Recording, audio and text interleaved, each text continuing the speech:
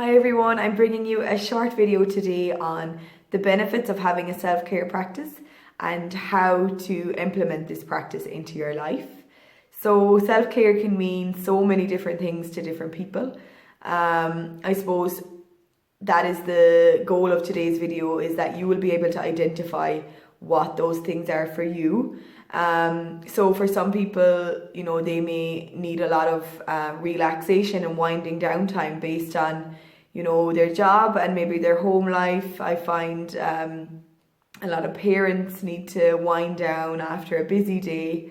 So it may be, a lot of relaxation and winding down, or for others it may be to energize them. So, they may feel very low or depleted in energy as the day goes by, so they may need to go for a run, so it can mean different things for different people. So I'm just going to name a number of things that come up. So I work with people on identifying self-care plans for them.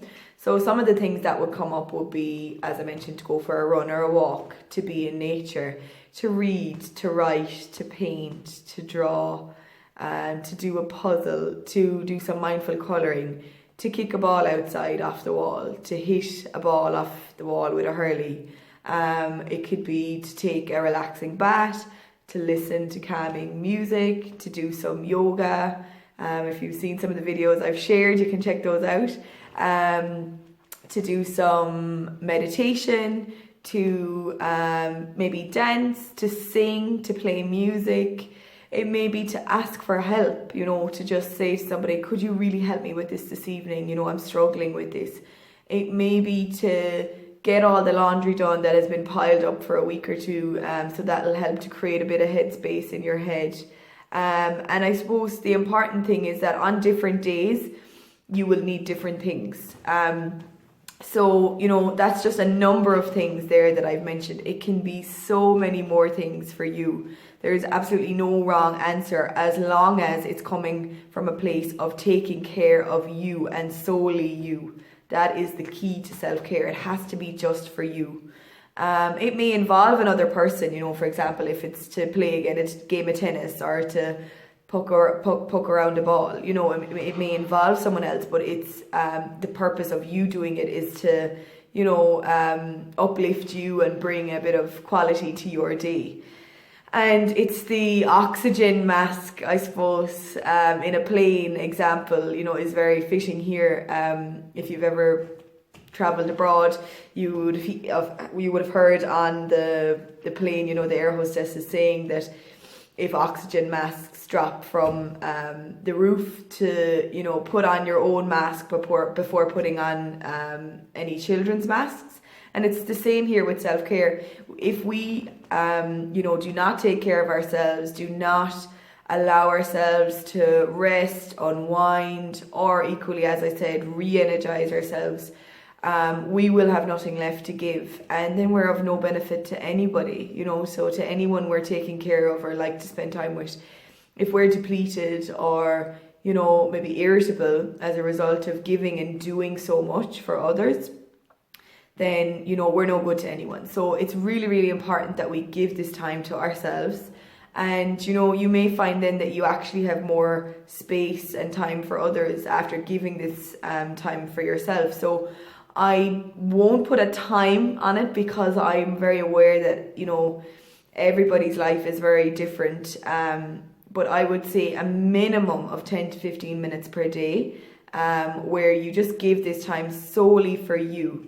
And if you can do more than that, then that is brilliant. I would really, really encourage that, but I'm aware that some people have a lot of commitments. So that's the time. I suppose what the task I'm going to encourage you to do this week is to make a list of all of the things you enjoy doing for self-care. So, and you know what, maybe you can add things that you've never even done before but would like to try. So maybe if you've never tried a meditation but want to give it a go, or, if you haven't had a bath with, with the lights dimmed and some Epsom salts or essential oils or some calming music, if you haven't had a bath like that in years or maybe ever before, why not put it on the list and give it a try? So I'm going to encourage you to make out a list of all the things that you can do for your self-care. So this is your self-care plan and nobody else's. As I mentioned, there is absolutely no right or wrong answers. And then every day choose something from your self-care list. So, be sure to try to schedule it in. So again, that will be different for everyone. There may be some people who have absolutely no support at the moment, and it may be when kids are gone to bed. So, it may be just 10 minutes to do something for yourself. But I suppose, as I mentioned, choose a time in the day that will work best for you and try your best to stick to this time. And if it so happens that the next day comes and you've missed a day, then, don't beat yourself up. That is not the point of this exercise.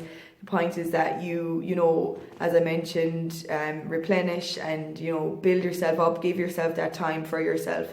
So, if you miss a day, just get back on the wagon again and try again. I suppose the tasks are, number 1, to make out that list, and then number 2, choose an item from the list for each day, and number 3, choose a time in the day that suits best. And I would say as well, maybe wait for each day to choose the item, because if you schedule a thing to do each day, you may, arrive on, let's say, Saturday and decide, oh, actually, I don't really want to paint today. I'm not really feeling that. So I want to read a book, So wait until each day to choose the item.